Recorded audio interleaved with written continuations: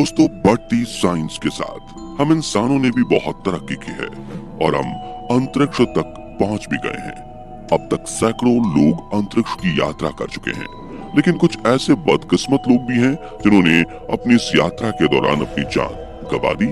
लेकिन आपको जानकर हैरानी होगी कि जितने भी लोगों ने अभी तक अंतरिक्ष यात्रा के दौरान अपनी जान गंवाई, उनकी डेड बॉडी तक नहीं मिली है। आज की वीडियो में हम आपको यही बताएंगे कि अंतरिक्ष में जब कोई एस्ट्रोनॉट मर जाता है तो उसकी लाश के साथ क्या किया जाता है। दोस्तों, जब भी कोई इंसान मरता है तो उसका अंतिम संस्कार किया जाता है और पूरे मान सम्मान के साथ उसे इस दुनिया से अलविदा किया जाता है।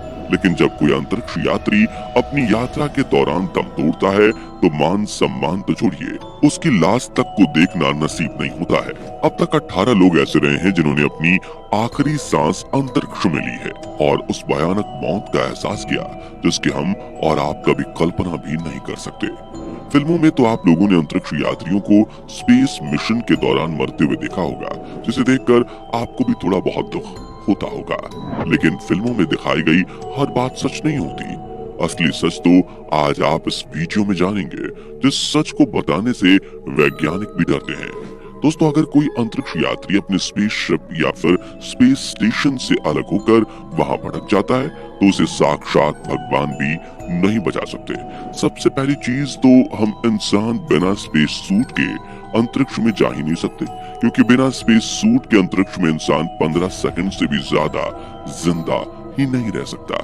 अगर कोई ऐसा करने की कोशिश करता है तो उसकी मौत इतनी दर्दनाक होगी कि मौत को भी खौफ आ जाएगा। लेकिन खास बात यह है कि अगर उस व्यक्ति ने स्पेस सूट पहन रखा है और उसमें कोई गड़बड़ नहीं है तो वो जिंदा रह सकता है। लेकिन अगर वो अंतरिक्ष में खो गया तो वो अंतरिक्ष यात्री सोचेगा किसी दौरान काश मेरी मौत हो जाए। ऐसा इसलिए क्योंकि अंतरिक्ष पूरा खाली होता है और उसकी डेंसिटी बिल्कुल भी नहीं होती। वहाँ हाइड्रोजन और हीलियम गैस का एक प्लाज्मा होता है और वहाँ हवा नाम की कोई चीज नहीं होती। तभी तो दोस्तों साउंड भी अंतरिक्ष में ट्रैवल नहीं कर सकता है। मतलब कि अगर कोई एस्ट्रोनॉट गलती से अंतरिक्ष में खो जाए तो वो मदद मांगने के लिए चिल्ला भी नहीं सकता, क्योंकि आवाज एक जगह से दूसरी जगह जा ही नहीं पाती। और अभी तो रुकिए, अभी अंतरिक्ष का काला सच बताना बाकी है। वहाँ का रेडिएशन बहुत ही ज्यादा घातक होता है। वहाँ भटक रहा एस्ट्रोनॉट कभी भी उस रेडिएशन का शिकार बन सकता है और ऊपर से अगर वो सूरज जैसे किसी ऊर्जा स्रोत के पास है तो वो पलक झपकते ही मर जाएगा और उसे कुछ सोचने समझने का मौका भी नहीं मिलेगा।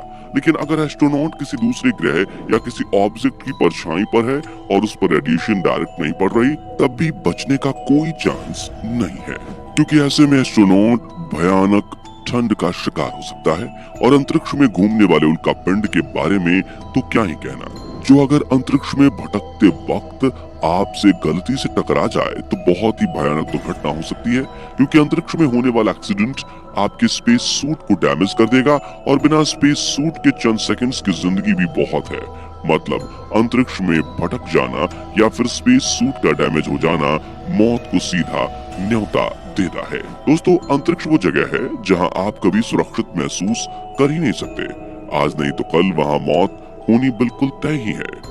लेकिन असली कारनामा तो वहां मौत के बाद शुरू होता है, क्योंकि जब अंतरिक्ष में किसी की मौत होती है तो उसकी बॉडी अंतरिक्ष में ही घूमना शुरू कर देती है और बिना किसी वजह के एक उल्का पिंड की तरह यहाँ वहाँ घूमने लग जाती है और एक ऑब्जेक्ट बन जाती है जो अंतरिक्ष में सैकड़ों सालों तक इसी तरह घूमती रहती है। लेकिन कल्पना कीजिए, लाशों का अंतरिक्ष में घूमते रहने का वो मंजर कितना भयानक होता होगा, सोच कर ही डर लगता है।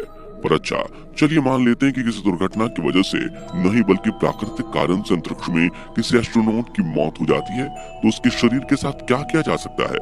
क्या उसके देश वाले उसे अंतरिक्ष में स्पेस ऑब्जेक्ट बनने के लिए यूं ही छोड़ देंगे? नासा द्वारा दी गई जानकारी के मुताबिक स्पेस मिशन के दौरान किसी भी व्यक्ति की मौत होने की गुंजाइश न के बराबर होती है।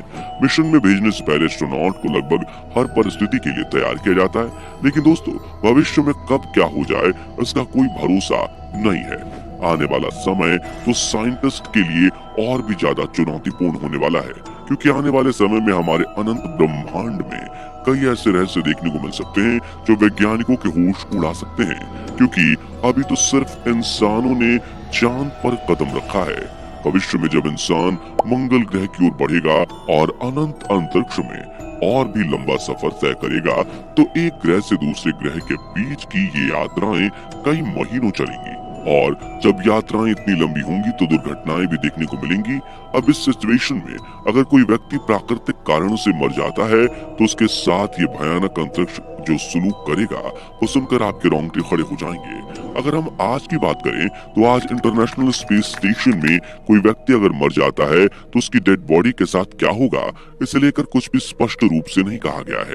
हालांकि कैनेडियन अंतरिक्ष यात्री क्रिस हैडफील्ड ने इस बारे में बताते हुए कहा कि अगर कोई व्यक्ति अंतरिक्ष में मर जाता है तो स्पेस स्टेशन के कमांडर ये निर्णय लेंगे कि उस वक्त क्या करना सही होगा, क्योंकि ऐसी परिस्थिति में डेड बॉडी को स्पेस स्टेशन के अंदर रखना सही नहीं होगा और अगर उसकी बॉडी को वापस धरती पर लाया जाए तो ये भी आसान नहीं होगा। तभी तो दोस्तों, जब इस तरह के सवाल उठते हैं तो नासा चुप्पी साध कर बैठ जाता है, क्योंकि उनकी इसे लेकर कोई भी ऑफिशियल पॉलिसी नहीं है। दोस्तों, टेरी डब्ल्यू वेट्स एक अमेरिकन एस्ट्रोनॉट हैं जिन्होंने 13 दिनों तक अंतरिक्ष में इंटरनेशनल स्पेस स्टेशन में सर्वाइव किया है।